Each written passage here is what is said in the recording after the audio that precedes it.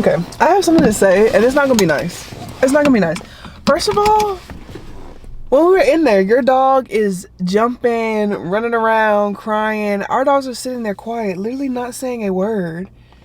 And then JoJo literally just stands up. She's like, oh, don't come over here. Don't come over here. You literally cannot even keep control of your own dog. I wanted to literally cuss her out from jump. Just let JoJo bite her.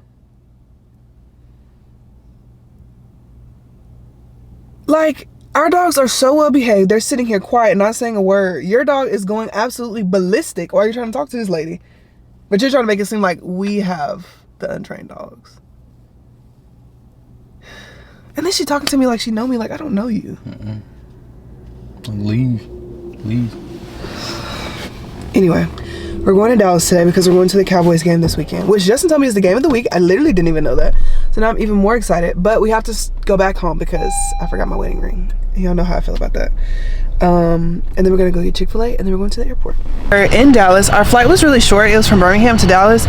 It felt long. Like I went to sleep, woke up, and we still had like 53 minutes left. So I don't really know what the heck that was about. But I did read like 50 pages of my book, so that was really nice.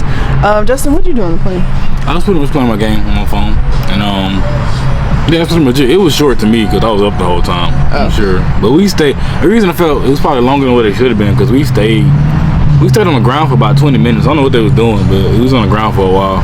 Yeah. But no, overall, it was a good flight. We thought that the landing was going to be really bad because he was just going so fast and he was swerving, but like genuinely it was one of the best landings we've had in a very long time. And coming from people that fly very frequently, like literally every single month, it was genuinely one of the best landings we have ever experienced. So now we're at Shake Shack. We're going to get lunch, and then I don't really know what we're doing from here. We have literally zero plans for this trip. I'm filming on my phone because I left my vlog camera downstairs on accident, but this is our Airbnb. This is the kitchen. Super, super nice, very open. And then this is the living room. Justin said he really liked those green chairs. And then it just has one bedroom. So what it looks like. Oh, I probably should have turned the lights on for my TikTok video. Very cute. And then there's a little mirror right here. This bathroom is gorgeous. I will pick an Airbnb literally solely off of the bathroom. So, of course, here's me. Hey, y'all look how big my butt is getting. It's huge. Okay. But here is the shower, gigantic. Okay, let's get into this closet really quick. Be literally so serious. I'm loving it. I don't think it's called Street Tacos though. No, it's not. It's a Street Tacos restaurant. Literally the best birria I've ever had in my entire life. Like it was outrageously good and flavorful. I wanted to eat the paper that came on the plate. Absolutely. I'm just sad I can't eat again for the first time. That's my only complaint. Yeah. No notes. No notes. Tens across the board for real. Across the board. So if you ever in Dallas, I'll leave the name of the restaurant in the description box because genuinely it just says Street Tacos, and I know that's not the name. That's not the name of it. But they do have Street Tacos, and they're good. And it's very bright over here, so you're not gonna miss it. You're not gonna, and they're open 24 hours a day, 7 days a week. So it don't matter. Like you ain't gotta plan the time. They're gonna be open. They're going to be open. Like don't play. And it was so fast. Like for 2 orders of like 3 tacos, it was like $30. But like each order is like 12, and then we got like Cokes and stuff. I wouldn't have been mad if it was more. No, me neither. Literally me either. And like the service was so fast. Like we maybe waited like 4 minutes before it was time for our order. So it was very nice. Everybody was so nice. It was great. But now we're gonna go find something sweet to eat. So we'll keep you updated. Okay guys, good morning. We are going to the Dallas game today. Justin is slamming doors in the Airbnb. Anyway, we're going to the Dallas game today. We were going to park at Buck Jack's some restaurant. And like if you spend at least $50 at the restaurant, then you can get free parking there. And then they will take you on a shuttle to the AT&T Stadium where the Cowboys play.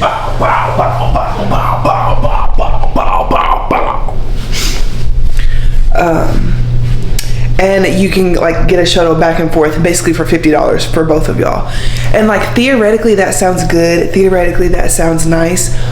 But that just sounds like a lot of motion. That sounds like a lot of motion. That sounds like a lot of like walking around, a lot of waiting. So we just kind of opted in just to do the tickets. We weren't going to do the tickets at first, like the parking tickets, because when I looked, it was $700 the time that we booked our tickets. And so I looked again, and there were some for like $85, $95, and I was like, it's still kind of a lot. So then I looked on Vivid Seats. At first I was looking at SeatGeek. Then I went to Vivid Seats, and there were some for $65 that were a little bit closer than the ones from SeatGeek, and so we got those. So also, Justin and I don't mind a little bit of a walk, and we both walk very fast, so it's not like a huge deal to either one of us. So the first goal of the day is to go to Buc-ee's and see if they have Dallas jerseys. If they don't have them, then we're going to go to Walmart, because we know that they do. And there's a Walmart that's right next to the stadium, and then we're going to go and get something to eat. So we went into Buc-ee's, and when we got in there, of course, the lady is like, oh, free sample, free sample. And so Justin gets like these, what are they, like Cajun chips or something? Cajun chips. And what did she say, Justin? She was like, oh, be careful, it's going to be really spicy. And I was already eating the chip when she said that, so I'm expecting, crap, this is gonna be bad. And like I was still chewing, I'm like, oh, it wasn't spicy. And then she was like, oh, you know, white people say it's spicy, it's probably not spicy, and that was the case. It wasn't spicy. Yeah. And then I had some, and again, it was not spicy. It had like a little twang to it, but it wasn't spicy at all. So we went into Buc-ee's because we're gonna be pretty much gone all day, and this car only has USB ports, and both of our phones are USB-C, and we only have like the USB-C to USB-C charger. So we got these from Buc-ee's. They were $4, and that's amazing, and they're 4 feet long. That's pretty long for chargers, right? Yeah, it's pretty big. Okay, if you don't know this about me, I have road rage. Not road rage, just like I'm gonna get out of my car and beat you up, but like road rage, I'm gonna scream at you from inside my car. I'm gonna roll the windows down. I'm gonna bite your tires off. Like I'm gonna do that, right? So the people in Dallas, like, first of all, I need to have expectations that like it's game day, so it's gonna be a lot of traffic. It's gonna be a lot of people doing stupid stuff, whatever. But we went to Walmart so that I could get this Dallas t-shirt. I didn't want a jersey just because I knew that I wouldn't actually wear a jersey like in my day-to-day life, but like a normal t-shirt, yes, I'll wear that. And Justin was reading the reviews of the Walmart. I guess, I don't know why we ended up doing that, but people were saying like in the reviews, do not park there because you will get towed. And so we saw somebody getting their car towed, and I don't think it was hooked up to the tow truck appropriately, because it started like swinging and swaying to the side, which was going for speed. Just to get, he trying to get people to that lot and come back and get some more people. Yes. And so somebody had to stop him, like, hey, like this car is not even hooked up. And like imagine if your car got towed and then totaled because you parked in a Walmart and didn't want to pay like $60 to $100 for a parking ticket. That's insane. That is absolutely insane. But now we're trying to find parking. We're in Sienna Lot M, and this is the lot right here. I don't know if you can see it, but this is the lot right here. We're trying to find the entrance because all of it is kind of, oh, I see it, prepaid passes only. That is us. So yeah, we're parking right here. Let me show you. We'll be parking in this lot right here, and then the stadium is right there.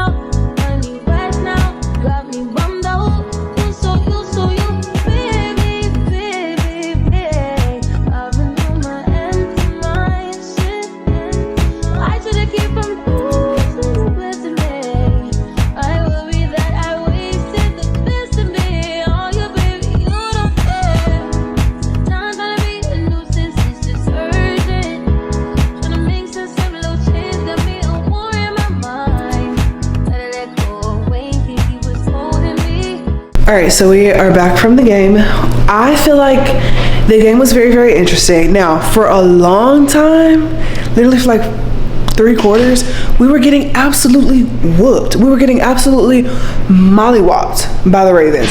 And like the people behind me, they were starting to get on our nerves a lot because it was a Cowboys fan and a Ravens fan. And the Cowboys fan wasn't the problem, it was the Ravens fan. Like every single time the Cowboys dropped a pass or didn't get a touchdown on that drop or like whatever, he would be like, yeah, we're gonna get like 7 more touchdowns and then we'll let y'all get one. Oh, that's y'all safety. Oh, that's y'all's running back. Oh, that's y'all quarterback. And then he was like, oh, the Ravens can go ahead and bring the 3rd string now, like literally 5 minutes into the game. So I'm just like, And then like the Cowboys fan, like he was giving him a little bit of like polite banter, like back and forth, but then he just stopped responding, which like egged the guy on even more. And it was just so frustrating. And then the people next to us, we were like sandwiched in between Ravens fans. The couple next to us, the girl was mad at the guy because she was like, you never pay attention to me, you never talk to me, blah blah blah blah blah. And the guy was like, I understand what you're saying, but like this is not the time to have this conversation, which it's not, because at this point it was like the fourth quarter, the Cowboys were finally starting to make a comeback, and I was like, you know, like I usually always agree with the woman, but it's just like now is not a good time. Now is not a good time, because now like you're gonna set yourself up to be the victim of miscommunication, words being taken out of context. You're gonna feel like he's not paying attention because the game is literally getting so crazy right now. So I had that going on. Like it was just way too much. But I definitely did enjoy myself. Like even though we didn't win, I feel like it was still a really good game. I was really happy to be there. I got to see the Dallas Cowboys cheerleaders in person. Like I used to watch Making the Team, like whenever it came out in like 2004, 2005, and I used to watch that religiously. I was learning Thunderstruck in my great grandma's living room at the ripe old age of 5 years old. Okay, so like being able to see it in person, especially after watching the Netflix series that came out this past summer, like being able to see that in person, seeing those girls in person, seeing the coaches in person was absolutely insane. And of course I did start crying. Like it was just such a magical moment. And even though we didn't win, like I'm still really happy that we did go. Also, this is my Cowboys shirt. I got it from Walmart. It was $20. I decided to get a t-shirt instead of a jersey because I feel like this I will wear. Like I'll wear this going out to Orange Theory, you know, or like what was I about to say, kickboxing, like all that good stuff, out running. Like I would definitely wear this. So overall, I feel like our trip to Dallas was really good. The food was really good. Ooh, let me tell you. Hold on. I'm trying to find something to prop down on really quick. Okay, I'm gonna plop down like this. But anyway, so we went to the same Mexican restaurant that we went to last night to get some of the quesadilla because it was literally so good, and Justin kept talking about it. So I was like, yeah, absolutely, let's go. So they only sell the quesadilla by like 3, and you can't buy like individuals, you know, whatever. And so we're obviously starving because we haven't eaten since earlier today, and like I'm gonna need more than 3 tacos. Like I'm sorry, like we have literally been walking all over Dallas today. Like I'm gonna need more than 3 tacos. And so we got 4 orders of the quesadilla, which is 12 tacos for 2 people, or like 6 for each of us. Tore it up. So anyway, we're at the register and we're ordering it. It's a different girl from yesterday because the girl from yesterday was super sweet, very, very nice, very kind, very attentive, whatever. This new girl, first of all, she couldn't talk. She sounded like she had like strep throat or laryngitis or literally something. So she was like, the entire time. But again, I was trying to be so nice, not trying to be like, oh my gosh, like I literally can't hear you. What are you saying? Like I wasn't trying to do that because like that's rude, you know what I'm saying? So anyway, I was like, hey, can I get 4 orders of the quesadilla because Justin was in the bathroom. And she looked at me and she was like, okay, so you're fat shaming now. Okay, perfect. And she was like, is that for here to go? For here? And then she just like kept giving me a nasty look. And whatever, like Justin, he came back and like I was still talking to her and he saw it. And then she came to the table and she like threw the stuff on the table and she was like looking me up and down. And I'm like, you want my man or something? Like what? Like literally, what's wrong with you? It just made me so upset. With what towel? They only gave 2.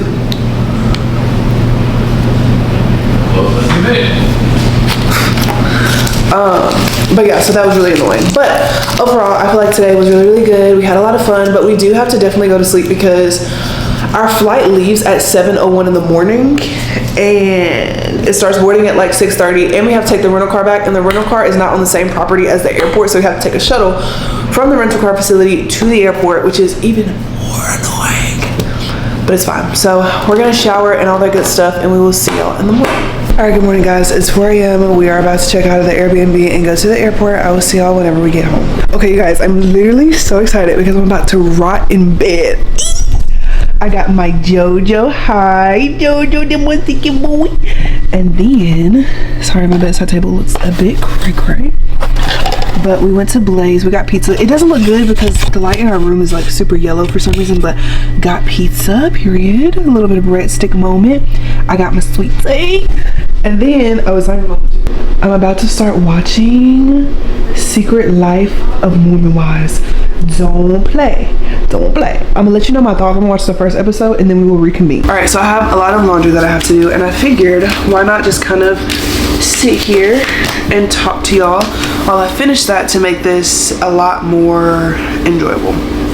Okay, so as y'all saw at the beginning of this vlog, we went to Dallas because Justin wanted to go to the Cowboys versus the Raiders game, and I absolutely love going to football games. Like, I genuinely think it is so fun, and I know you've already seen the clips, but me crying at the game, like, wasn't, I don't know, like, I wasn't trying to be cringy and annoying. It was just because when I was growing up, and I like stayed with my grandma and my great grandma a lot because obviously my mom was 16 and like she was going to school, and like they still wanted her to have like as much of a quote-unquote normal life as possible. So I would stay over there a lot, and it was just like more people watching me, and I was like a very well-behaved kid. Like, I would blend into the wall. You would literally never even know that I was there. So I spent a lot of time over there, and my aunt is 10 years older than me, and so like a lot of the times I would just kind of watch the same stuff that she would watch. And one day she turned on Making the Team, which was the original Dallas Cowboys cheerleaders like show. Like, before there was a Netflix show, there was that show. So she turned it on one day, and then she turned it off because like she wasn't interested in it, but I was. And so I would religiously watch it every single episode. And of course, like, as a little girl, it's probably not the best thing to be watching just because they're so strict on like what your body has to look like, and you always have to be pretty, and you always have to be perfect, and you always have to be this, and you always have to do that, whatever. But I liked it because those girls want it so bad.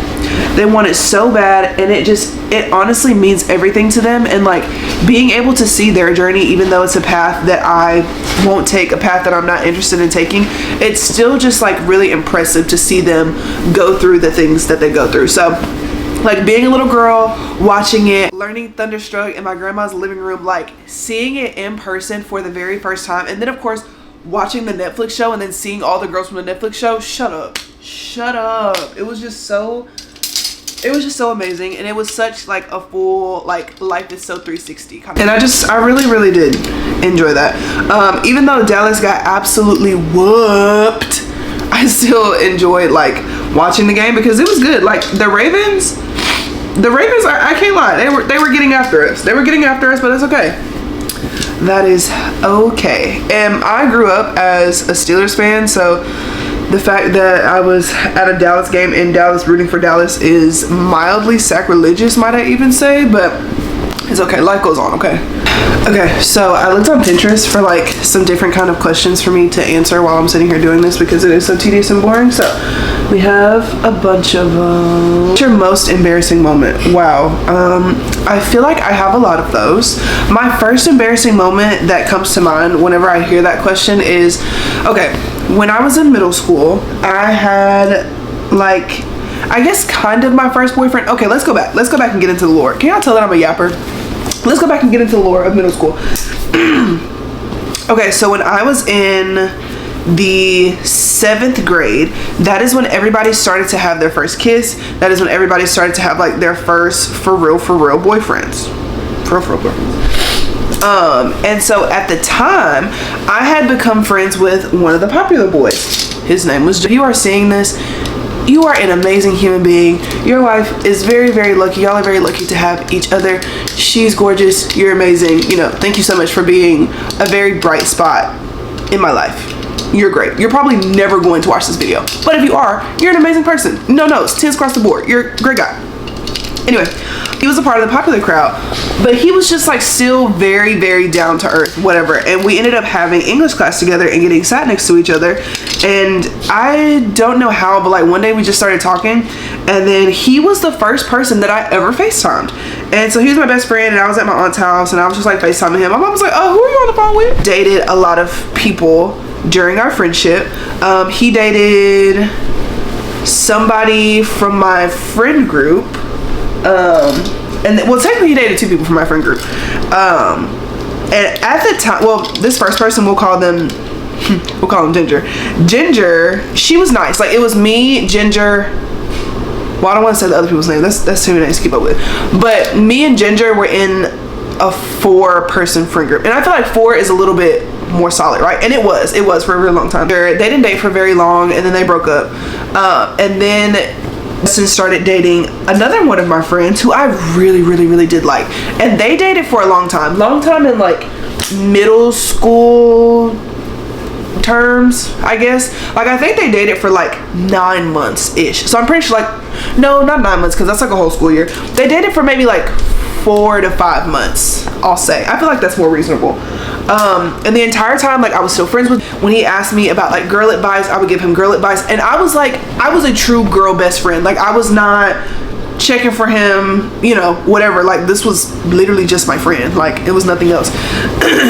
And I would tell him like, oh, like, hey, you know, she said that she likes this, and like her birthday is on this day, so like maybe you should do this, and homecoming is coming up, like you can ask her like this, like doing all of that stuff, going undercover for my girl. Okay, don't play. So I was like doing all of that. They ended up breaking up, and it like rocked the school. Like, it got to the point where everybody's like, I literally don't even believe in love anymore. Like, this is so horrendous that these people broke up. So anyway, he stayed single for a while after that. Actually, I think he dated this girl before he dated Ginger. I'm almost positive. I think he, right? No, he dated Ginger first, and then he dated this other girl. So anyway, he was single for a while, and I was like, boy, this is not like you. Like, who's next, bro? Who's next? And he was like, oh, you know, okay, whatever. So he was being cool, you know what I'm saying? He was being single for, I think, maybe like a month or two. And during this time, like, we're still best friends, we're still kicking it, we're still talking to each other, we're still hanging out, you know, whatever. And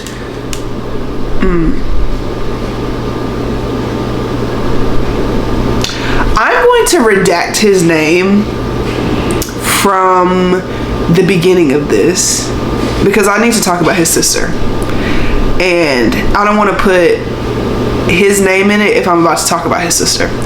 Anyway, so yeah, so I remember this literally so vividly. I was sitting in our living room on our couch. I was scrolling on my little iPod Touch. Don't play. I think my first iCloud username ever was like Hello Kitty 1999, because I was obsessed with Hello Kitty in middle school. Don't play. I had everything. Anyway, so I was like scrolling through Instagram, whatever, and he posted like this really weird black and white picture with like a red balloon, and I don't know, everybody was so artsy in 2013. I don't know what the fuck was going on. Anyway, so he posted that, and it was something to the effect of like, how do I tell this girl that I like her, or whatever. And I was like, literally shut the fuck up. I was like, no, literally shut up. Like, who are you talking about? Like, what's going on? He's like, I can't tell you. I was like, okay, you know, whatever. I'm respecting boundaries, you know what I mean? So I was like, okay, you know, whatever. And so by this time, we're in 8th grade. So whatever, 8th grade's coming. Middle school seniors, don't play. Hey, so the whole reason the insurance was verified in the first place, Geico got the wrong VIN number. So I was never gonna be able to get, because I went up there and she was like, oh, the VIN number is off by a letter. Oh my God. Sure enough, it is. I'm looking right at it. It's off by a number. Did you get everything squared away? I gotta call Geico back and get them to change the VIN number for those same policy dates. Okay. So I'm gonna do that, and I'm gonna get them to scan it in, and hopefully I can get it sent back up here, and then I can get it done. But yeah, I need them to change the VIN number for those days, for the same policy days you just sent me. Okay. And then I'll be able to get, I'm gonna make some calls. Okay. Yeah. It's literally off by a letter. Okay. Well, do you want... Okay, never mind. I guess you can call. That's fine. What's up? I was gonna ask if you wanted me to call or if you just want to do it.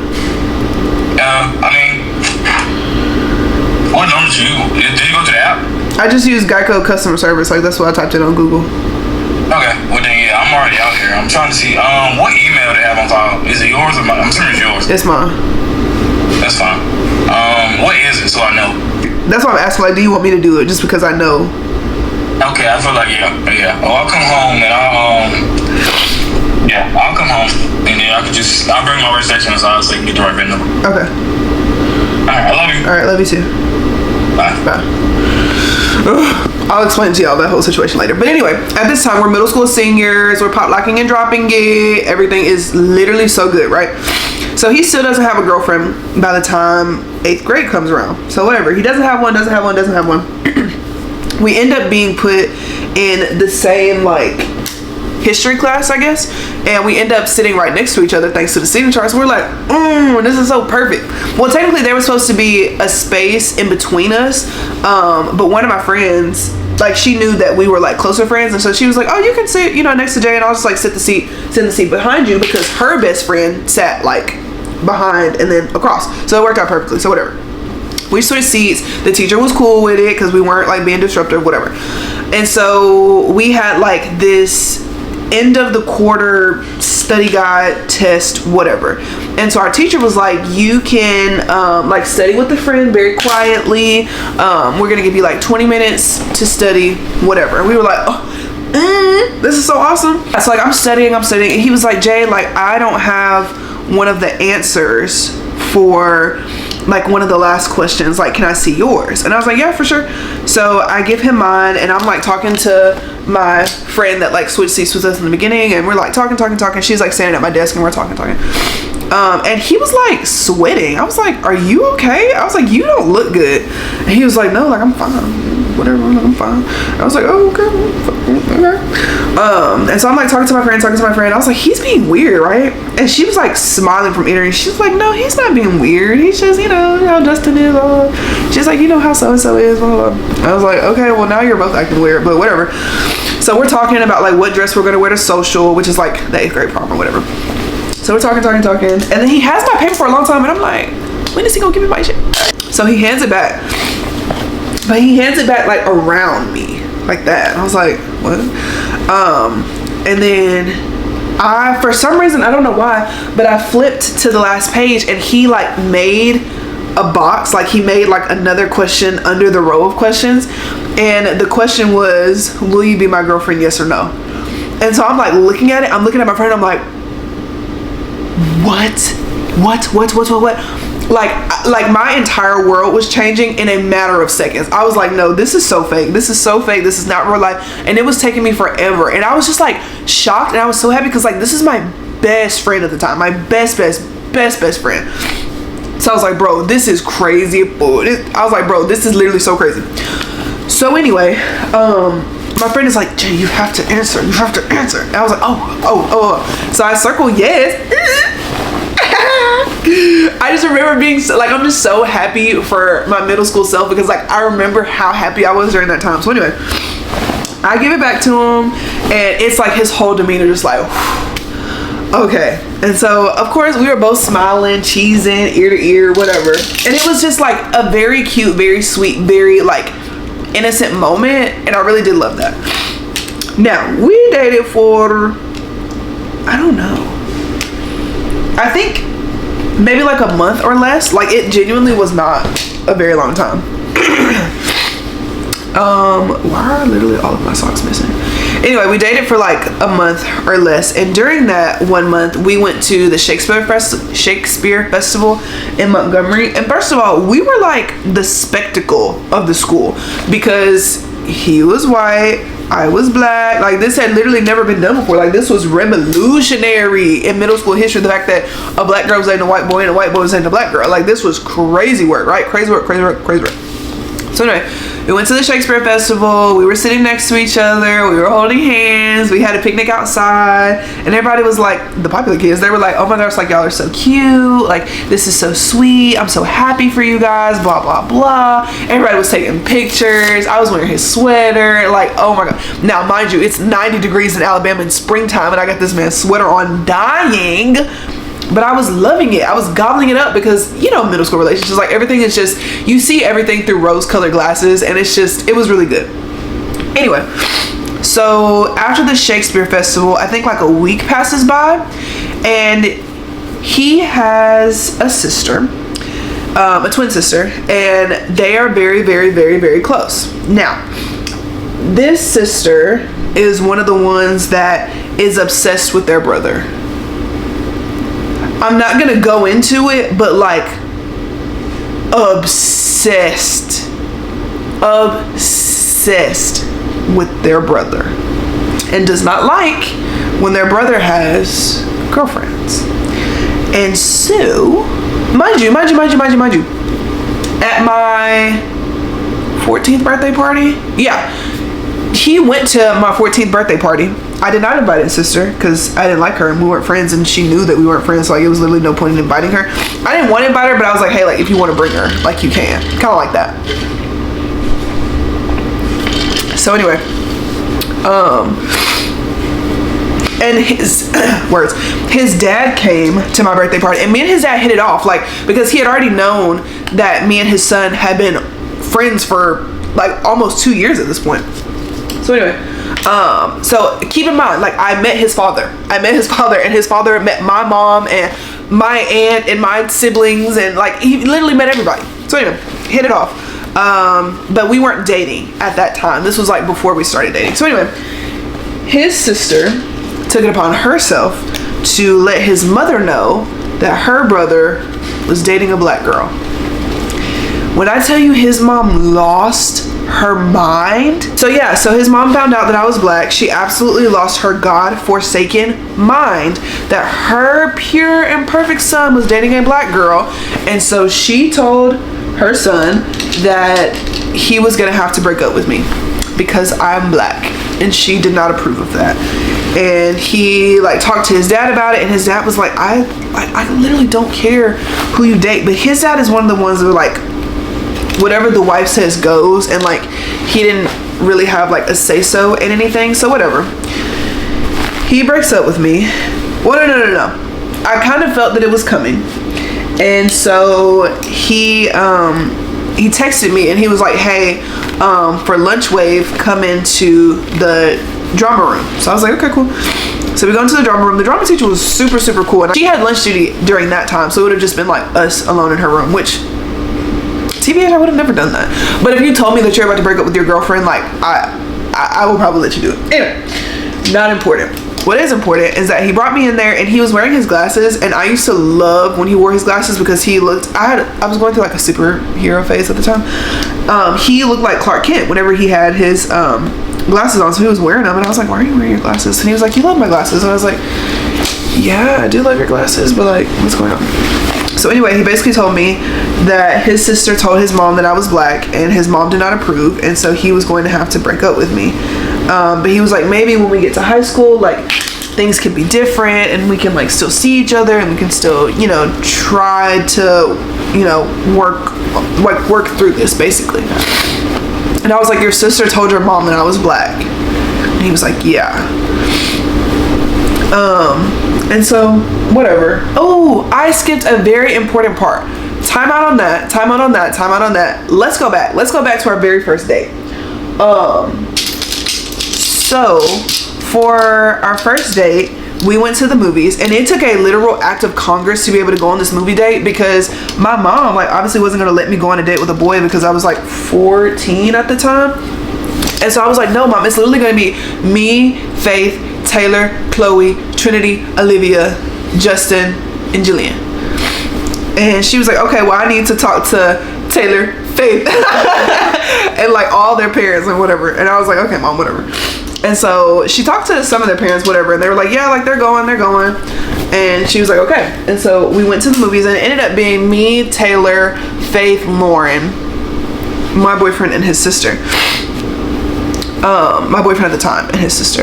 And so we're going, whatever. All of my friends are sitting like 4 rows below us, and we went to go watch the Lego movie, which I'm pretty sure came out in like 2014. So we went to go watch the Lego movie, whatever. And then we're sitting up there, and he was like, will you come with me to get like another drink? Yeah, will you come with me to get another drink?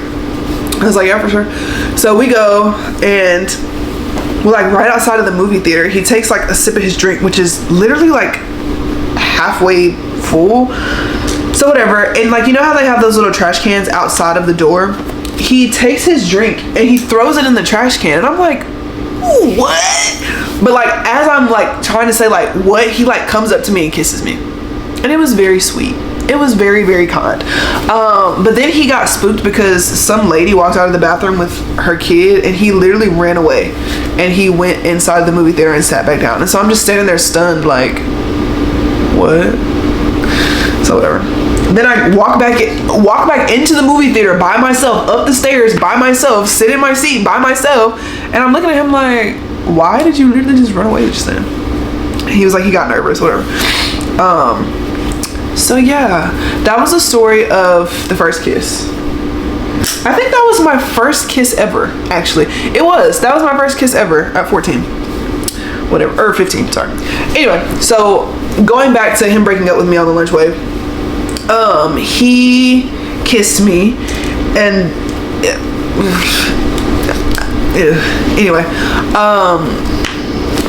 yeah, and then we broke up, and then like we used to always walk out to like our cars together at the end of the school day, and we used to always hold hands. I say always as if this wasn't like a 2-week relationship. We used to like hold hands or whatever, and I tried to hold his hand like that day, and he like pulled it away from me, and he was like, why do you keep trying to hold my hand? And I was like, I just want to feel close to you. And he was like, no. And like that is like probably one of the most embarrassing moments. That's like my first ever like super embarrassing moment that I ever experienced, which like in hindsight it's not that embarrassing, but like in middle school I feel like everything is amplified by 4,000, and so it felt like it was a lot more embarrassing than what it really was. So who is that, boys? Is that your dad? Mom gets no love around here.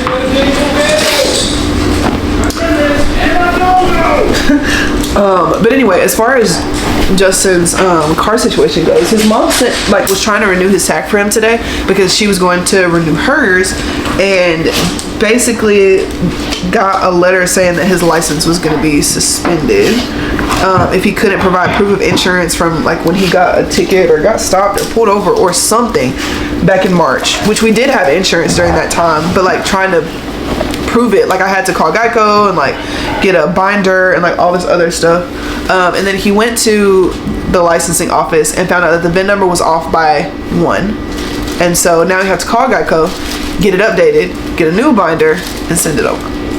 That's where we're at right now. Okay, today is Tuesday, I'm pretty sure. Yeah, today's Tuesday.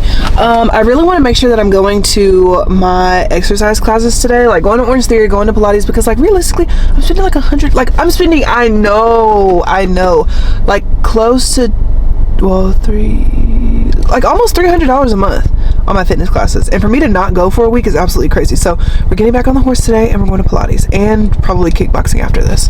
Okay, I'm back from Pilates. It was a really good class today. It was an instructor that I'd never seen before, and since like this studio doesn't have their own base instructors, so they're trying to like train new people really fast, not really fast, but like train a lot of new people so that the new people can have time with the experienced people, so that they can have like a core staff that's based here.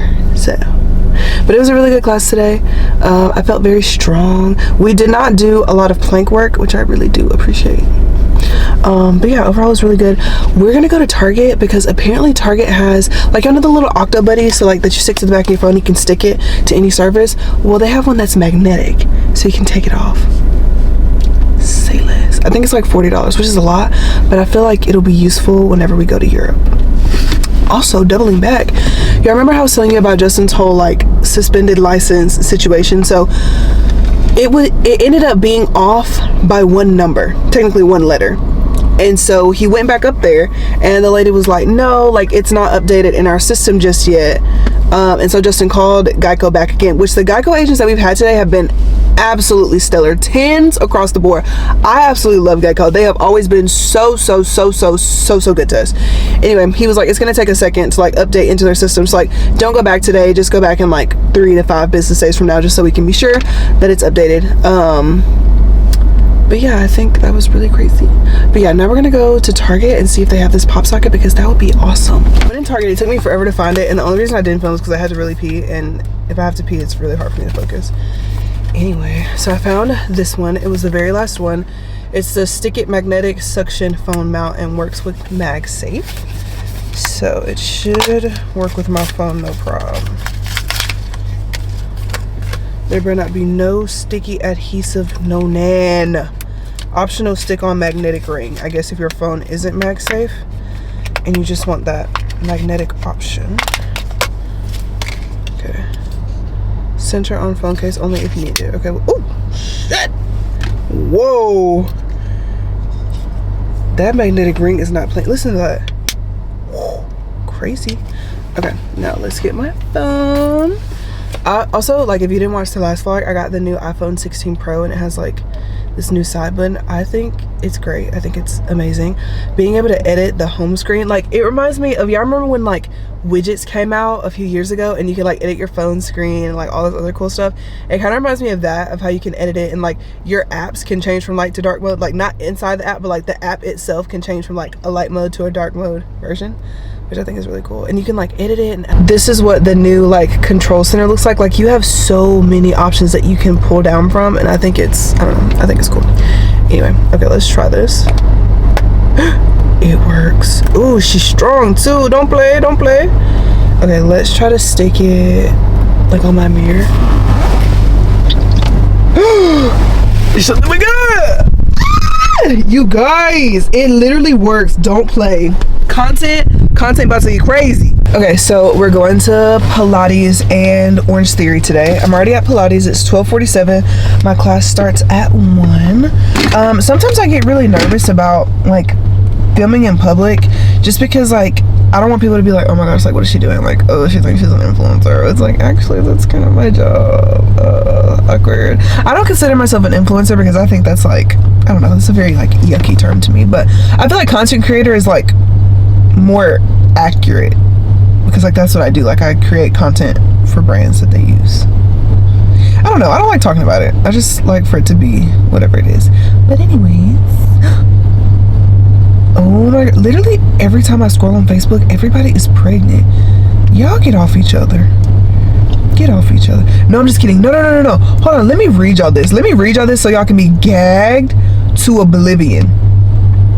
Let me find it. This girl posted on Facebook and she said, PSA, I'm gonna talk really fast. PSA, I'm sorry, but my friends have a 2-child limit. It's no shade, but kids are a handful. They're a priority and they're a full-time job. So once you start popping them out, you're spreading yourself too thin. Then neglect begins to occur within the friendship. I can't call freely. I can't link flexibly. We can't go on trips. Childcare becomes a bigger issue, and we damn sure can't be in the streets turning up for real. The same way you tend to your partner, your kids, your job, you also have to tend to your friendships. So if we're in a place where motherhood is preventing you from doing so, then yes, the friendship is going to change, maybe even end. I have one kid who damn near lives with her dad.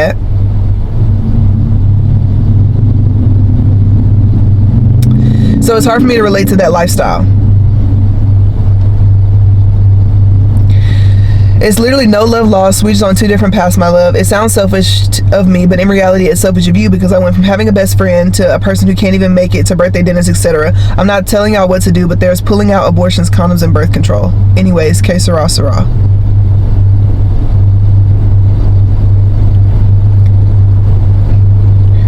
People like this exist. People like this exist. And she was in the comments like defending herself. She's like, I don't know why everybody's so mad at me. Like, I'm just saying what I thought. Like, y'all ripping me a new one, blah blah blah blah blah blah. Like, you're saying something stupid. And I really just hope that she posted that for rage bait and she didn't actually mean that, because I have friends that have kids. Y'all know that almost all my friends got kids, right? And as much as I would love for my house to be like the, oh, like everybody come to this spot, like realistically, if you have kids, you don't want to have to take them to somebody else's house if you don't have to. You rather just the single person that doesn't have any kids come to your house, because that's where all of your kids' toys are. You don't have to worry about them like, oh, don't touch that, don't touch this, don't color on that, don't drop this, don't eat this on the couch, don't eat this on the rug, blah blah. Because like when my friends were at my house for our pool parties over the summer, they were constantly saying that. They were constantly like, oh no, like eat the popsicle outside, don't eat the popsicle in Jay's house, don't eat it on her couch, don't eat it on this, oh, don't touch this looks expensive, blah blah. And I'm like, no, like it's fine. But like as a parent, I feel like that's something that you're gonna constantly worry about. So rather than you just come to my house and bring your kid and all your toys and all that stuff, I'll just come to you where everybody's literally comfortable. But some people don't understand, like having kids is a full-time job, and like even though I'm not a mother, like I'm gonna prioritize being a mother to my children over being your friend. That's normal. Literally, what is wrong with some people? Anyway, let's go to Pilates. Okay, so let's just get into the lore. Let's just get into everything, because there is a possibility that this is the first YouTube video that you've ever seen of mine. If so, hello, how are you? Or you're an OG and you've been here since the video of me crying in my car over fall break. 2 years ago, and so you already know the story. But if you don't, let's just go ahead and get into it. I have two parents, right? I have a mom, and I don't really know what to call him. I usually just call him my brother's dad. I'm not gonna lie. I'm one of those people. I just call him my brother's dad. And it's not because it comes from a place of bitterness. It's because it comes from a place of you don't deserve the title of dad. You don't deserve the title of father because you don't know how to act, right? Now let's go to the beginning. My mom was a teen mom, whatever. She made it happen, okay? Like she did what she had to do, and I commend her every chance I get for always putting her best foot forward and always being better and better and better year after year after year, because parenting is not easy, okay? Like I've never been a parent, but like parenting is not easy, and I watched my mom go through all these, trials and tribulations and whatever, and now she's in a much, much better place. And I'm proud of her, and I'm happy for her, and my mom and I have a very, very, very good relationship. That's my girl. Never mistake that. That's my boots, right? My brother's dad and I, on the other hand, growing up, we used to be very, very, very, very close. I was a daddy's girl, for a lack of, better words, whatever. And it was good for a while. He was like very on again, off again in my life. He tried to, I don't even know how to say it. He was just very on again, off again. I feel like that's like the best way to say it without like getting too deep and like veering too far down one road. He was just very like on again, off again, whatever. So fast forward, I moved to college, right?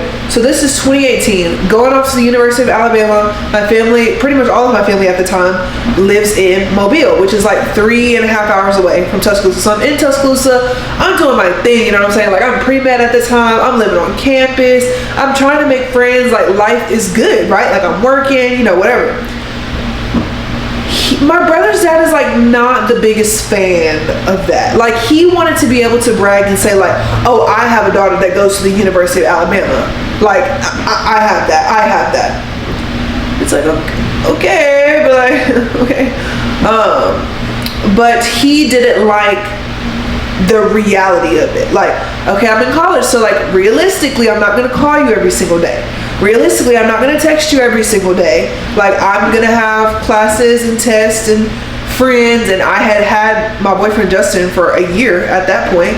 And, like, I'm working and, like, juggling school. And, like, I have objectively a difficult major. Like, it's going to take a second for me to adjust to this new lifestyle, right? He did not like that. And, of course, I didn't call him, text him every single day. And so he kind of started playing like the woe is me card, like, oh, you went up to college and you forgot all about me and I'm withering away at home to die because you don't text me every second. Like, okay, who cares? So I vividly remember I was coming home from Tuscaloosa, so I was driving to Mobile, and somehow, okay, I'm not gonna go into this part because I feel like that's just like too personal. But him and I never agreed on this certain topic. A certain topic that I knew for a fact to be true, right? How do I know this to be true? I spend way more time with this person than he does. And he likes to like make like, I don't even know how to say it. He's just so confusing, and I'm trying to explain him to y'all the best I can. But like, people are the way that he wants them to be in his mind. Even if that's not who you really are, he is going to make like this whole persona, this whole character for you in his mind, and that is who you are to him, no matter what. As stupid as that sounds, right? So I was like, this person does not act like that. This person does not feel like that. How do I know? Because I know this person very well. They'll be like, oh, well, I've known this person way longer than you. Okay, the length of time that you know somebody is not equivocal to how well you know that person. Okay, understand me. Like, that's not the same thing. So anyway, somehow or another, the conversation veered off into, I don't really need you as a father figure right now in my life. Like, you have done the raising, like, allow me I use the term raising very loosely in this sense, very, very loosely. You've done the raising, like let me show you that I'm putting the practices that you and my mom, underline, bold, italicized, mom in that sentence, that y'all have taught me. So like, let me show you that I can do it. Like, I don't need you to tell me, clean your room, wash the dishes, do your laundry. Like, that part of parenthood for you is over for me, right? We're past that. We're past that. Also, keep in mind, I'm the oldest daughter. Clock it. Like, you haven't had to tell me to do that since I was maybe 5 years old. Don't play. Okay, don't play. I was pretty much just saying, like, I don't need you as a father figure in that way right now. I have a younger brother who is like, if I was 18, who was 8 at the time, who needs that. And I was like, so, like, that can be a priority right now, and I'm perfectly fine with that. As an older sister, I'm used to not being the priority anyway. Not to say that my parents hated me and I had a horrible childhood, no, but like, there was always a younger sibling that needed something, and I was always just very, very, very self-sufficient that I never just needed too much, right? I'm like, literally, if you were looking for me as a child, I'm either sitting in front of the TV watching the Dallas Cowboys cheerleaders, what was it called, making the team or whatever, learning Thunderstruck, okay, or I was coloring, or I was playing with Play-Doh, or I'm snowed in a corner somewhere reading a 5,000-page book. No joke about it. No, you can ask about it. Or I'm on somebody's phone doing a little voice memo, pretending like I'm on a podcast, and I didn't even know what a podcast was at the time, and I was having special guests. Imagine the play was imaginative playing, okay, up here. Like, I was getting down. I was booked and busy. Let's be serious about it. So anyway, he did not take kindly to that. And then what did I get? I got this standard set of words, phrases, storylines that literally I did not know I would be getting this for like the next 7 years, right? He was like, okay, well, I'm out of your life. I'm done with you. I never want to talk to you again. If you don't want me to be your dad, I want nothing to do with you. Spit on you, whatever, right? And I was like, okay. Like, what am I supposed to do? Like, I literally don't care. Like, I'm sorry, but like, I genuinely don't care. Sorry.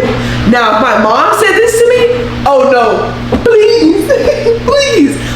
My mom would also never say that to me, because you don't say things like that to your kid. Especially when your kid is me. Hello, I'm great. I'm great. Anyway, so I was like, okay, like, I literally don't care. So I text my mom, and she was like, what? And so, of course, everybody's confused. I'm telling my grandma, which is his mom. I'm telling my aunt, his sister. I'm telling my mom, my brother, and my sister. And I'm like, literally, what is this? Like, what does this even mean? So, of course, when I come back to Mobile, him and my mom are not together, because they split up, like, whenever I went off to college, whatever. And so I don't make any effort to go and see him. Of course, I still go make my rounds. I still go see my maternal grandma, my paternal grandma and aunt, and like all those people. I see people on my mom's side of the family. I'm seeing everybody else. I'm just not seeing him, because you said what you said, so stand behind it. Stand 10 toes down behind that, right? So anyway, I don't see him. Go back to Tuscaloosa. Oh, well, I guess you just couldn't make any time to see me, huh? No, I couldn't. It appears that I don't like wasting my time on things that do not grow with me and things that do not serve me. So no, I didn't make the time. I didn't have any time. Okay, well, I'm out of your life forever then. I'm struggling. I'm going through so many things right now. Okay, so am I. So is literally every other person on the face of this earth. And so he tried to make it seem like, okay, well, I lashed out that way because I'm just going through a lot and because I'm so stressed. That's not an excuse. Okay, you're big. You're big. You're literally an adult. Let's have some emotional regularity. Let's have some emotional intelligence, and let's use our words. Let's talk through our feelings. Let's have adult conversations and not just lash out on people just because you want attention. If you want attention from me, do you know what you have to do? Hey Jay, what are you doing? How's school? How's life? No, you don't want to do that. You want to cause a complete ruckus, a complete uproar, and make a fool of yourself. That's what you wanted to do. That's what you wanted to do. And you want somebody to pander after you and brown nose from somebody who literally doesn't give a fuck. Okay?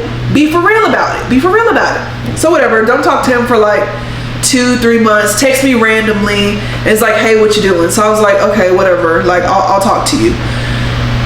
Talk to him that one conversation, saying what I'm doing, saying how's school going, whatever. Don't talk to him for like another 2 to 3 months until it's time for a break and I come home. And I went to go and see my grandma on my dad's side, and he was there, so I was like, you know, whatever. My grandma was like, okay, like, don't be like that, like, you know, he crazy, just, you know, whatever, just like, let's put water on the bridge this one time. Okay, for you, I will do that.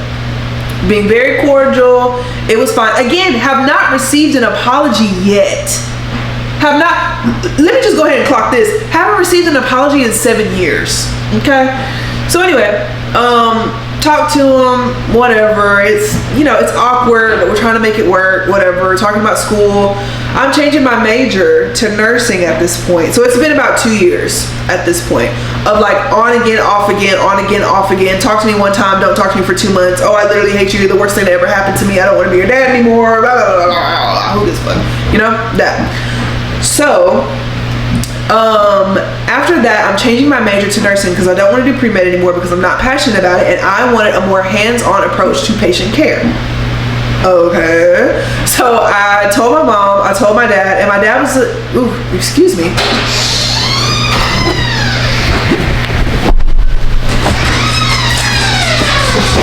Anyway, I told my brothers that about it, and they were just like very much not supportive.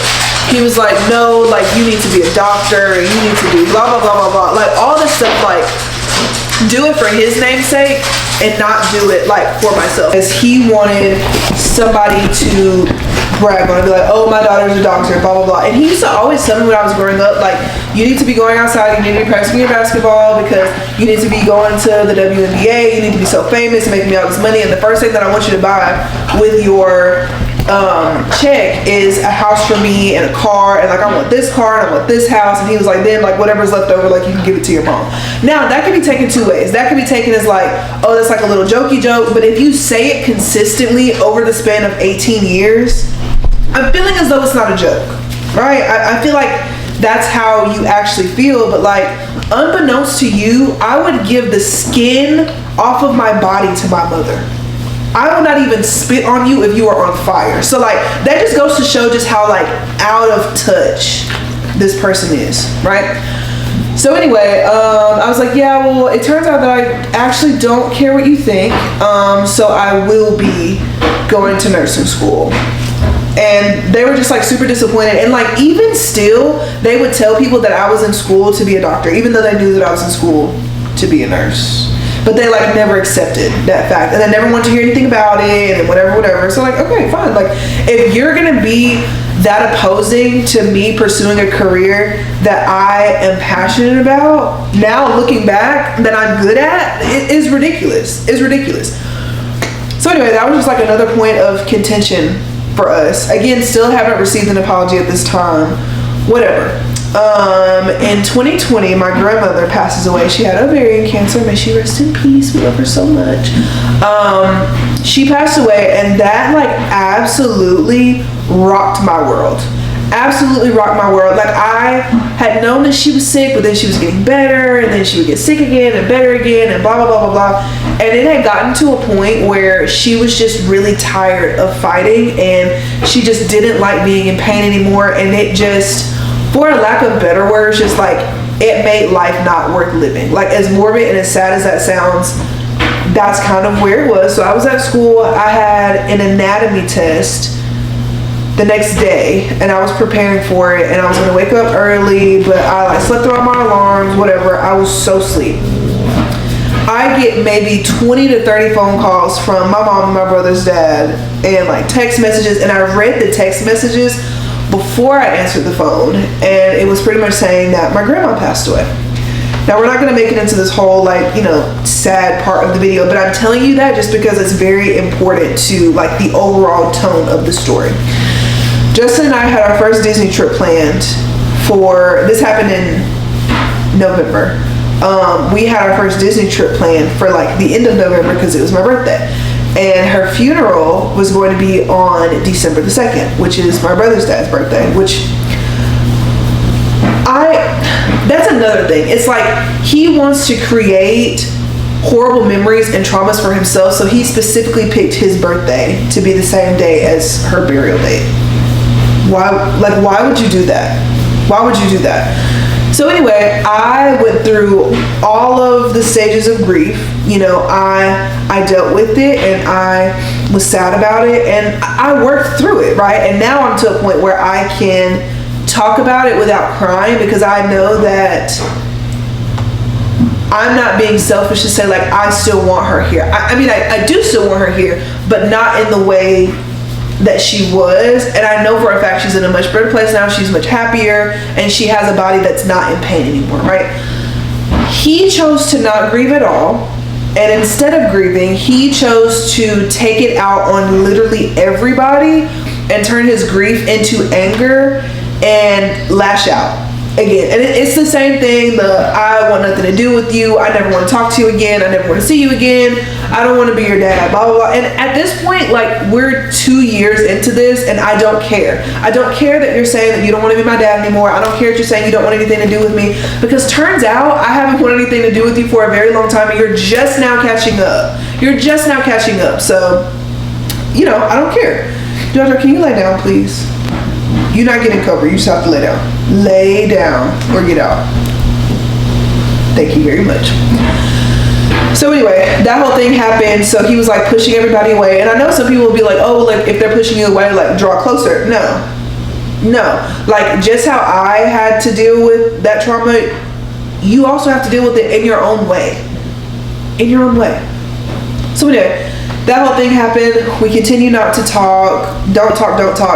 During the pandemic, I see them periodically, but now they have like radical views about life and the afterworld. And I'm not saying radical like it's just something that's different from mine and it's radical. It's something that's so like mind-boggling that it's like, are you actually okay? Should we call someone? Like that kind of stuff, right? And I'm not gonna get into it because it's literally so stupid.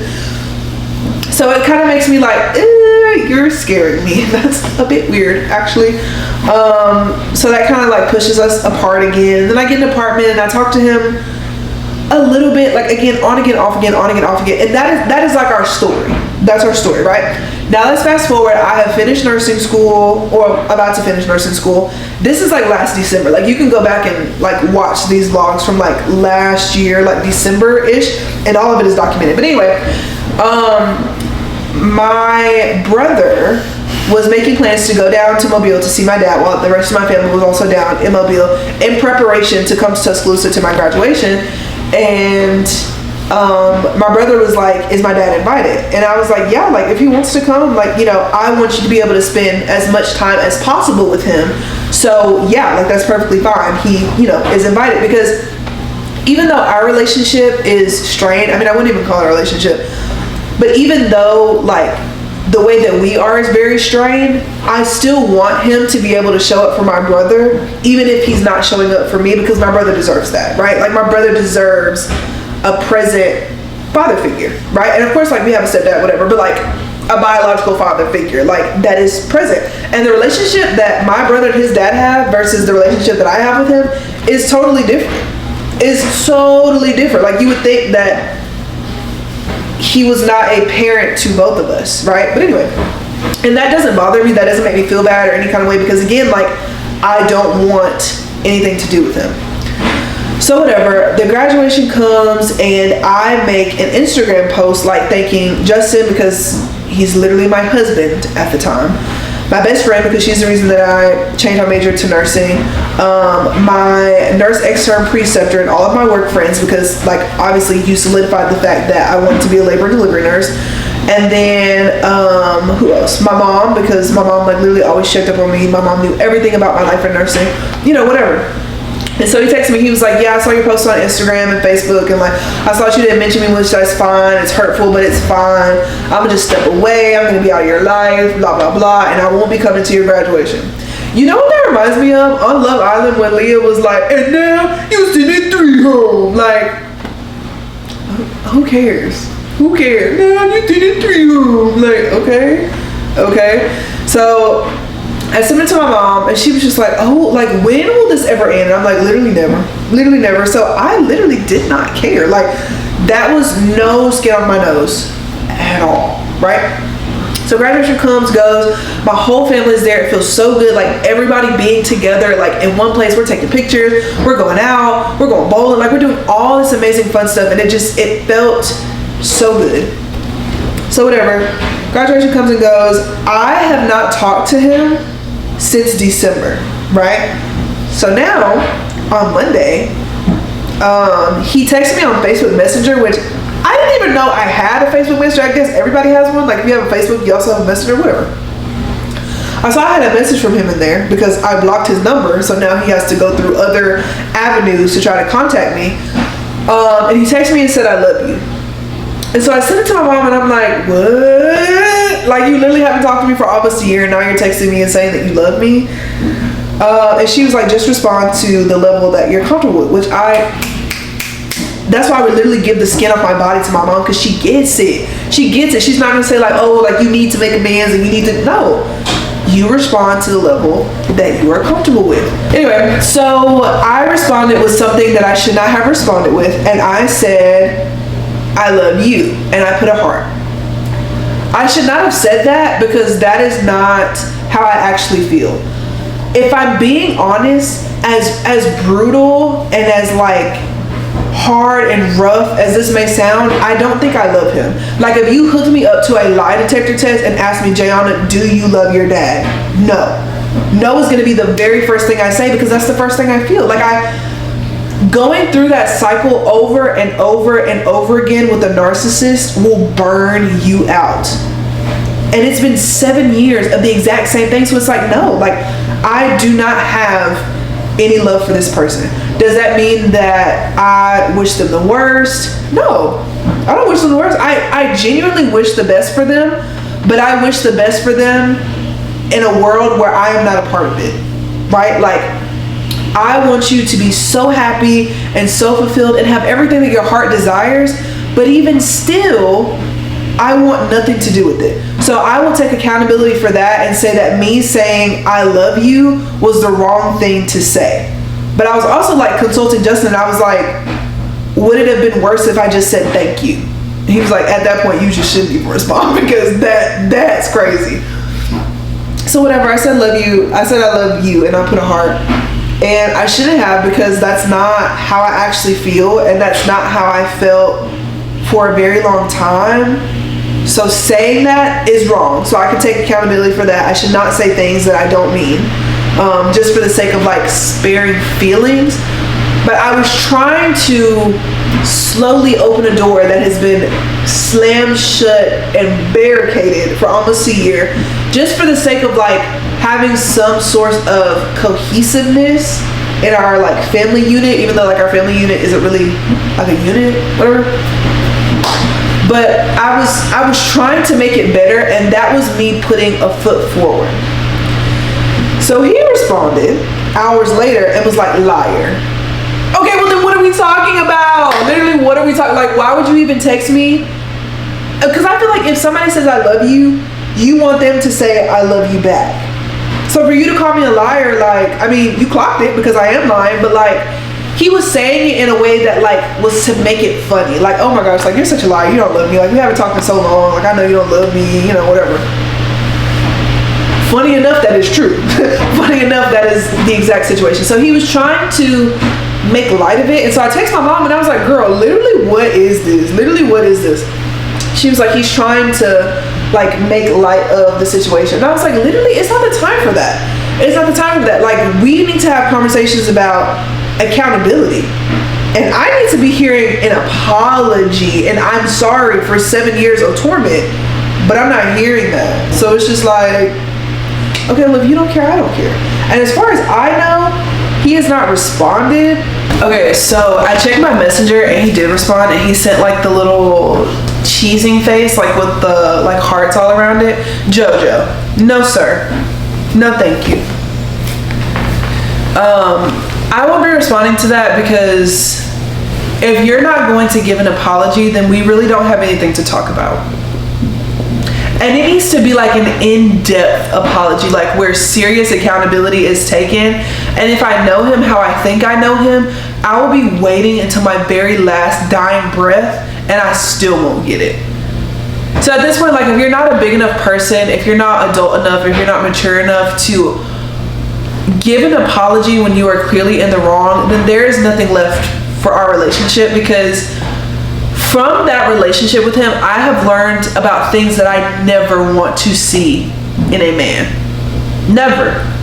That's why I'm so big on like accountability, and like, if you do something wrong, you need to own up to it, and an apology needs to be had. And if you keep doing the same thing over and over and over and over and over again, then that also makes you not only somebody that is not able to take accountability, but also someone that is a freaking liar. Like, you're not going to keep doing the same thing that hurts somebody over and over again if you actually are sorry, and if you really are taking accountability for your actions. Like, I refuse to go through like that toxic cycle with anybody else in my life. Like, if I won't even put up with it from my own person, he's not my person, but this person in my life, he's not in my life either. I'm very intentional with my words, and that's why I keep like doubling back, like, oh, he's not this, he's not this, he's not that, because I don't want to give him more importance than he deserves. And in my life, he doesn't deserve anything. I would not even hold the automatic door open for him at Target. Understand me? Like, nothing. Until we can get to a place where we can take accountability and we can have respect, there's really nothing else to say, and there's nothing else to do. And I don't want it to make it seem like I'm bitter, but it's really like, until you have been in a situation where you have dealt with an extreme narcissist for years and years and years, like, you don't understand how exhausting it is. You don't get how exhausting it is, especially when he's somebody that's like, only bad things only happen to him. Bad things do not happen to anybody else. Everybody else's life is perfect, and like, God is just raining down torment and fire and brimstone on his life and his life only, and everybody else is just living in perfect bliss and happiness. That is what he genuinely believes. And so that's why whenever he lashes out a few months later, he'll be like, oh, sorry, like, I was going through something. As if I'm not literally going through nursing school. What? Nursing school, working a job, just got married. Like, are you kidding? Are you kidding? Like, everybody's going through something. Everybody's going through something. And I'm not going to say like, oh, he only had this going on, to like belittle what he had going on. But it's just like, everybody has stuff that's going on. So anyway, I don't want to make it seem like I'm bitter, which I guess I really don't care what anybody thinks about me anyway, but the way that I feel is not coming from a place of bitterness. It's coming from a place of... Biggest fantasy football bust of week 3.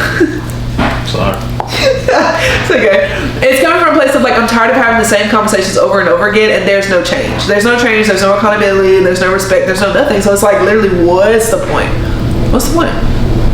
So I just wanted to go ahead and talk about this and just kind of like clear the air and get that out of the way, because I don't want it to affect the rest of the vlog. And I feel like it's just really important to like kind of talk through everything. I talked to my mom a lot last night, and we like really chopped it up for real.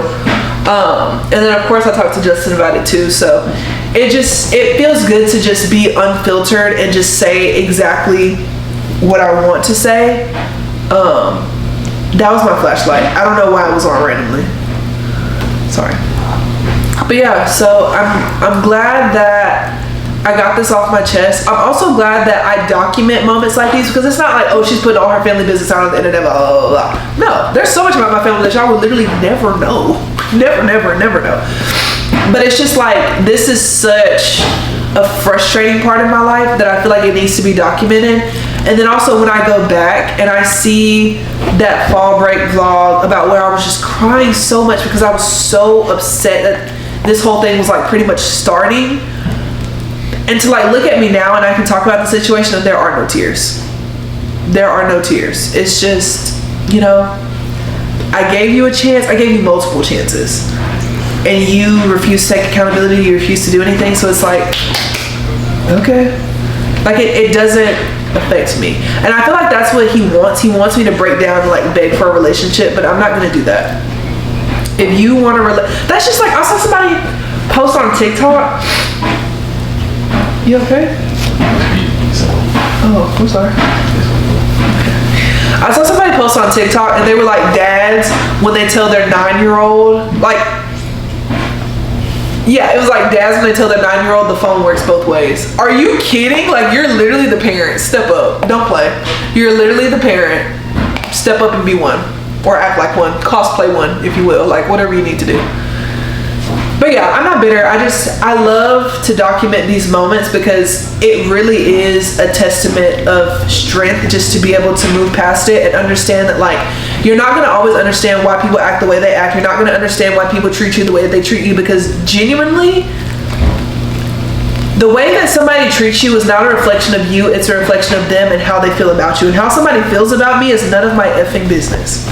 It's none of my business. And I don't care.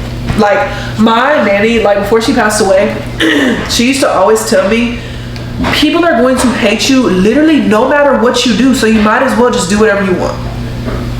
And I live by that. People are going to literally hate your guts no matter what you do, so you might as well spend your life how you want to spend it, doing what you want, saying what you want, acting the way you want, dressing the way you want, whatever, because people are going to hate you regardless. And the only person that has to go to sleep with you at night is you. So, that's how I feel about it. I just had to get that off my chest. Hey guys. As if I literally haven't been seeing y'all like for the past 2 years. Anyways, we're getting ready to go to work. Like I told y'all, I work 5 days in a row. Like, realistically, but like, is it actually 5 days in a row? It's more than what I'm used to. I know that for sure. 1, 2, 3. Oh, it's literally 5. It's really 6. It's really 6 because I have one off day in between there, but it's like I still went to work on that date for 7 hours.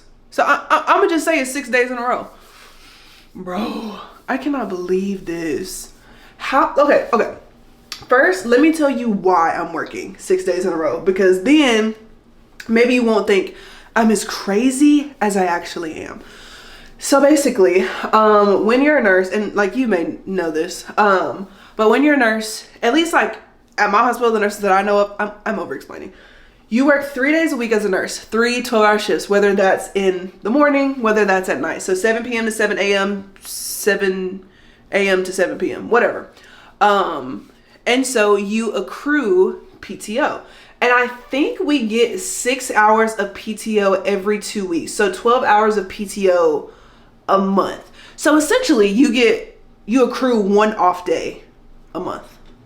I could be wrong on that, but when I looked at my paycheck, like that's what it looks like. But then apparently if you pick up extras, then that's like another way to get more PTO because you're still working, right? So anyway, the reason that I do that is because, well, number one, we do self-scheduling, and we did this schedule back in August, I'm pretty sure, like the very, very beginning of August.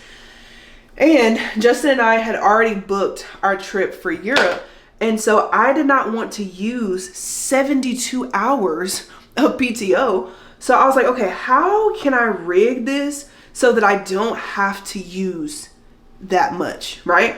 So basically what I did, because this is my weekend, which perfect. So I I have to work this Thursday, Friday, Saturday or something. So I'm working this weekend.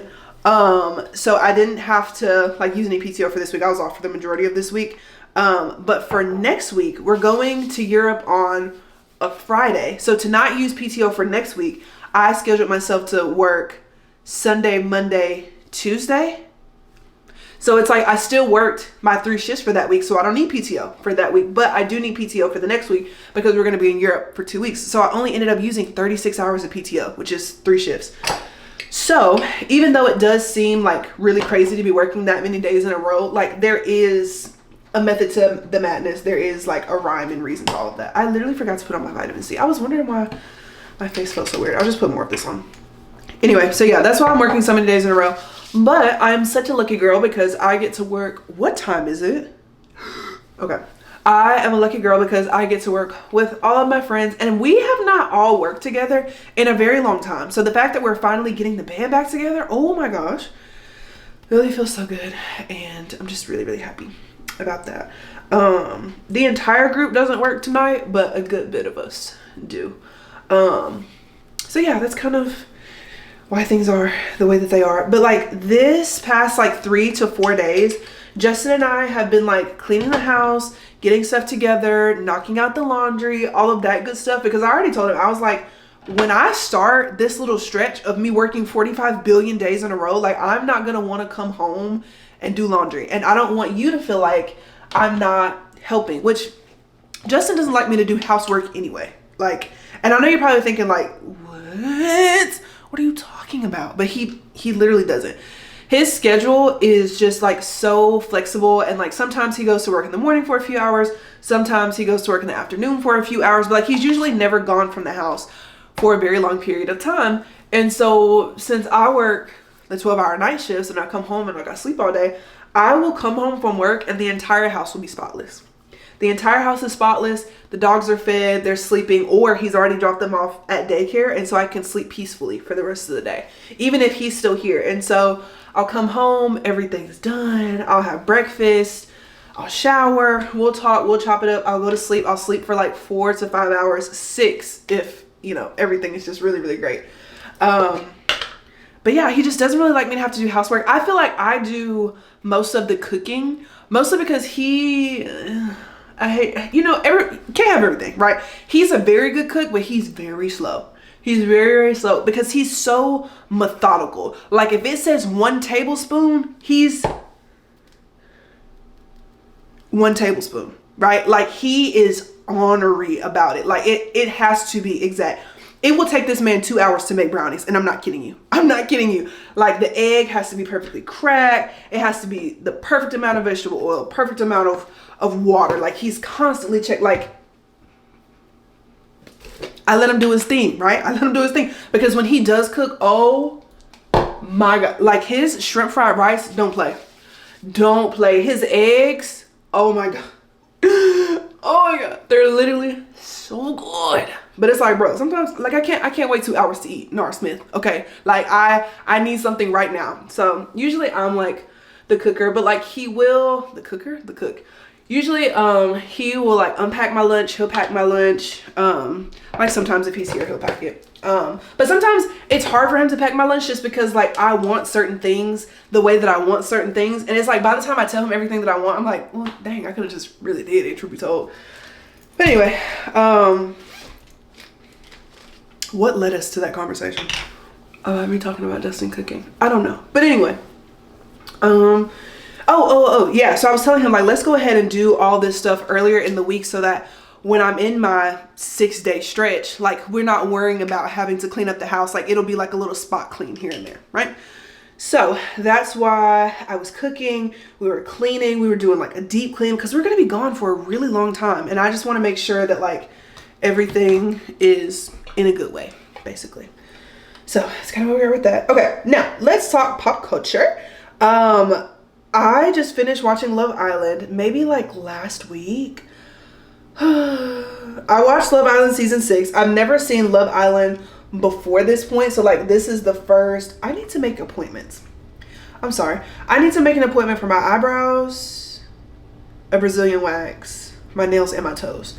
When am I gonna do that? When I work 6 days in a row? Be so serious. No, when am I gonna actually do that? And I have to get my hair done. Hold up. No, because what are you talking about? I don't even know when my hair appointment is because it's not even in my calendar. When am I gonna do that realistically? I guess Tuesday, so like the day where I work that 7 hours in the morning. I'll sleep and then I'll go get all that done. That's a lot. That's a lot. Okay, well now I'm stressed out about that. No, I'm not stressed out. I need to stop saying that. I'm not stressed out. It's just, it's a lot to do and it can be done. Like I have the means to get it done. It's gonna get done. Like it's no reason to sit here and work yourself up over something that literally has a solution, an easy one at that. So no, we're not gonna get worked up over something like that. That's silly business. But yeah, anyway, so I was watching Love Island and it was really good. It was so much drama. Like I literally loved every second. I say I loved every second, but the amount of times that I was screaming at my TV is actually insane. But I definitely did have a good time watching it.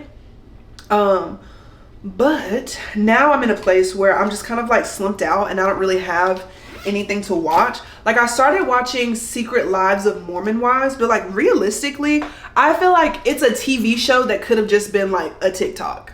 You see what I'm saying? Like it's just not interesting enough to be a TV show. Like, do I think Mormonism is extremely interesting? Absolutely I do. I think Mormonism is so interesting.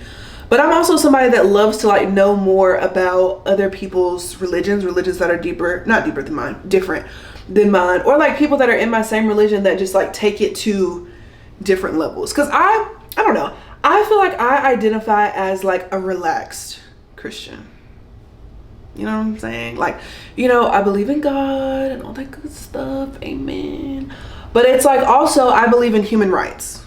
Okay, like I know that's like very radical to some people, but like I believe in human rights, and like not to get like super preachy and spiritual, I'm gonna hit it and quit it right here, but like I am not against people loving whoever they want to love, because guess what? Who I have in my just like who I have in my bed is none of your business. Who you have in yours is none of mine. So I don't even understand why we're getting so up in arms about that. And also, like, I have said this for so long, but I feel like people who are just like radically Christian, like not people, you know, not like the normal Christian, but like the people that are like radically so, like the people that are screaming at you from the side of on the sidewalk, like with the microphones telling you that you're going to hell, like when you're just walking down the street, those people, I feel like they don't understand that like one sin is not bigger than the other. Like there's not a hierarchy for like things being wrong. Like it's just all wrong, quote unquote. You know what I'm saying? And it's like, okay, you don't like this person because they're gay. Okay, you're a liar. Like, should we politicize that? Oh no, that sounds ridiculous. Do you see what I'm saying? Like, I don't know. It doesn't make any sense to me. But I'm gonna hit it and quit it on that. I am just an advocate of human rights, and as long as you're not hurting yourself, as long as you're not hurting other people, you're living a healthy, happy life. You're doing your thing. I don't care what you do in your spare time. I don't care who you have in your bed. I don't care who you kissed and all. I don't care about none of that. I don't care who you're sending I know your sleep butt text to. Like, I don't care. I don't care. Like, just live your life how you want to live it. Like I told you at the beginning of this vlog, like my nanny said, people are going to literally despise you no matter what you do. So you might as well just live your life in the exact way that you want to, because somebody's always going to hate you. Literally, even if you think that you're doing the right thing, somebody's still going to hate you. Somebody's always going to have something to say. Somebody's always going to have something negative to say, a negative way to feel about you. But again, like I told you, how people feel about you is none of your business. That has nothing to do with you. Nothing. So just don't worry about it. Mascara is so much better whenever I like smile, like cheese, and then like you curl it up like that. I look crazy, but my lashes look so good though. Also, it's an election year, so it's like, ugh, everybody's just being so crazy. I hate election years. I hate it. But here we are. I don't really feel a need to be super political, but I'm voting blue, if that wasn't super obvious, because like human rights, me being, you know, black and a woman, and of childbearing age, you know, stuff like that, you know.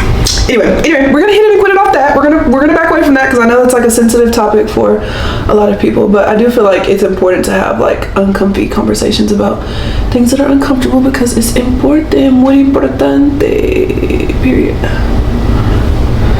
I need to not mess this up.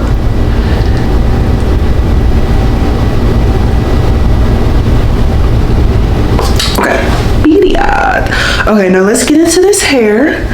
She's looking gray, but that's okay. We're not gonna make a big deal out of that. It's fine. I just literally have to do my edges and refresh, but guess what? We're not doing that. We're not doing that for 6 days in a row. No, thank you. We will be putting on a scrub cap. That's what scrub caps are for. To hide the fact that you haven't done your hair in a millennia. See, it's perfect.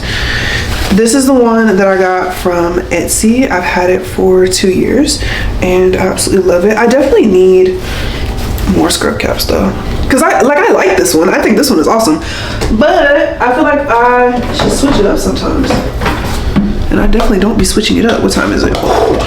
Time is so fake. Time is so fake. Because how have 10 minutes gone by? No. 10? Yeah, literally 10 minutes. 10 minutes since the last time I looked at the clock. That's so insane to me. But anyway, I love scrub caps because you can literally just do just a piece of edge. And it looks like your hair is so put together on here. And it's not. Don't play. I stole this edge control. No, actually, I bought this one. I stole the first jar of this edge control from my mom because my mom braids her own hair. And when I go home to Seattle, I usually don't bring anything because like they have everything that I need because it's like my house too. And so they have like all the hair products and edge control and whatever. So I think doing my curly hair routine because I don't think I had started getting mini twists at this point. I was like, "Mom, you got some edge control?" And she's like, "Yeah, it's in there under the sink." And so I saw this one. I'm gonna link it down in the description box. I am somebody who like it is very hard to lay my edges. Like the little thin, soft little edge control, laughable. Like my edges are not taking that. Like you're gonna look like a fool. You're going to look like a fool.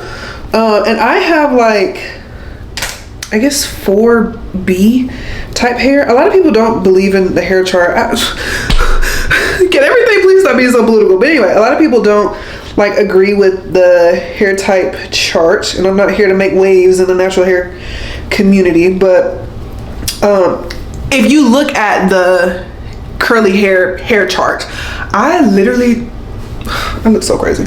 Anyway, I have like 4B, 4A type hair, right?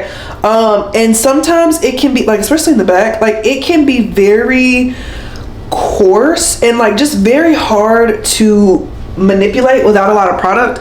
And so I found this gel and I have literally never gone back. It's from Amazon and it's also not super expensive, so I absolutely love it. Let me make sure this laid.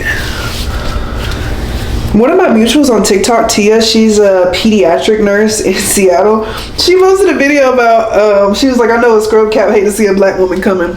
Well, she didn't say woman, she said, but I thought it was funny. Anyway, and she was talking about how she puts like a sock or something like in the back of this to like fill it out. Genius. Like she's literally so smart because that's really next level. That's out of the box thinking. Okay, that's NCLEX next gen style thinking. Like she don't play. That was so smart. But this is kind of the look we're going for today. You see how it's a slight edge? Don't play. I'm gonna make sure my edges in the back not looking crazy. You gotta take care of your kitchen, okay? You gotta take care of your kitchen.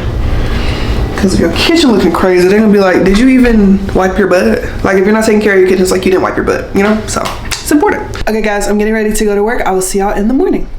Okay, so we just went to Zaxby's, and the Zaxby's near our house, like you can do a mobile order, but you have to go inside to pick it up. Even though it's the exact same window as the drive-through window, you have to go inside to pick it up, whatever.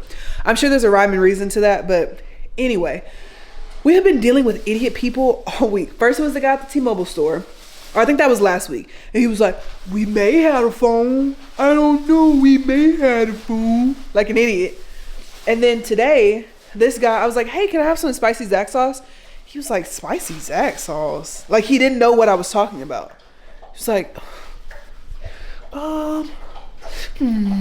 and spends like 2 to 3 minutes like looking for spicy Zax sauce when it's directly behind him. Now, it could have been his first day, but I'm almost positive it wasn't, because people would have been watching him like, "Oh, like, are you looking for something?" See, no, you got memorabilia, you got merchandise. Like, this is not your first day. Spicy Zax sauce? Yes. What are you talking about? That's like somebody at Chick-fil-A saying like, "Chick-fil-A sauce." What?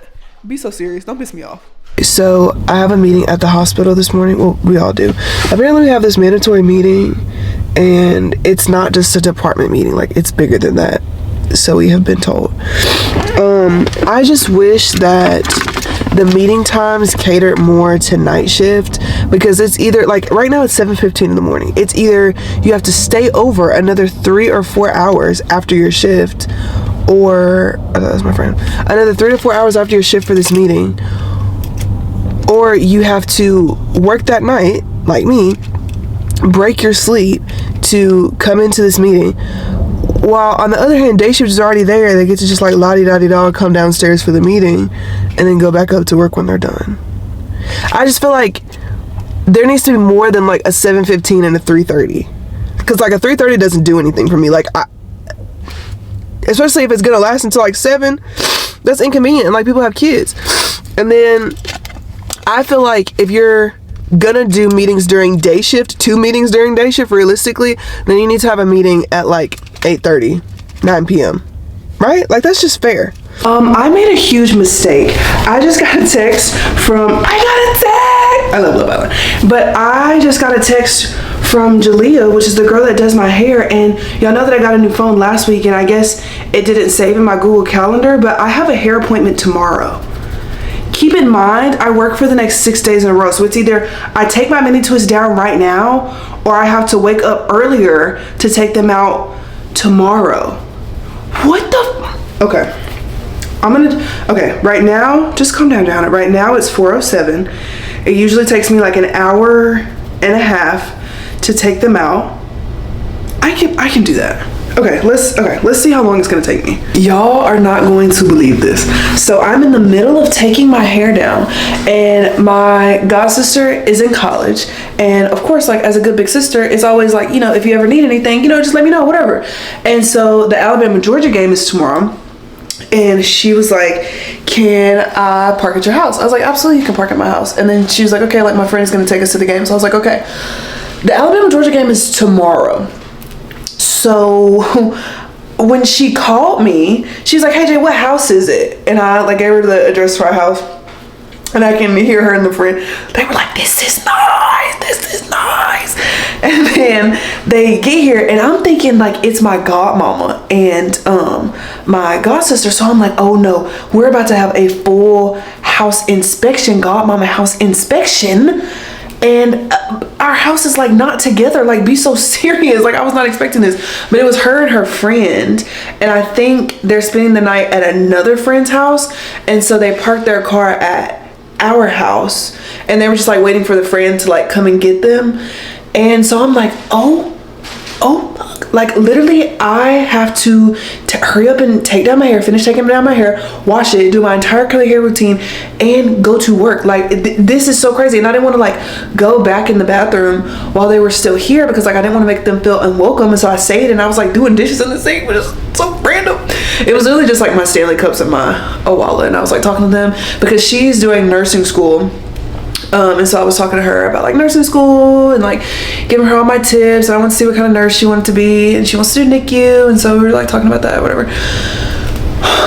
But I was just like so stressed out because I hate for somebody to come into our house and our house is like not spick and span. Our house does not look absolutely perfect, and it just, you know, stressed me out just a wee bit. But yeah, I just realized that now I have a hair appointment tomorrow. My hair appointment is at 4 p.m. and the Georgia game starts at 6:30. They're not going to the game, but they're tailgating at the game. So I don't know really like what time that would be. But like realistically, I'm not gonna be here because my hair appointment is at 4 o'clock. It usually takes her like an hour and a half. So that's 4, 5, 5:30. Okay, well now at this point I have to literally go to work. Like I'm not gonna have enough time to go all the way home, change clothes, and then go all the way to work. So I don't know. I don't know. And I don't want to cancel my hair appointment because my mini twists are just so practical and they're so convenient and they just make sense for my lifestyle and I don't want to get rid of them. So I don't know. And we're also going to Europe, and so I don't want to be backpacking around Europe with a whole bunch of hair products for my curly hair routine. So it's just I don't know. So right now it is 5:03. I'm gonna try to be done with this by like 5:15. I still have the other half of my head to go, but like before they came, I was on a pretty good roll. So let's hope by 5:15 I can be finished with this. I can hop in the shower, do my curly hair routine, eat before work, and then go to work and still make it on time. Okay, it's 5:28. I finished taking my hair out and now we're gonna wash it and style it. Okay, I'm actually leaving the house 5 minutes early. Round of applause. Okay, but thank you guys so much for spending this week with me. Be kind to yourselves, be kind to others. I love you, and I'll see you next week.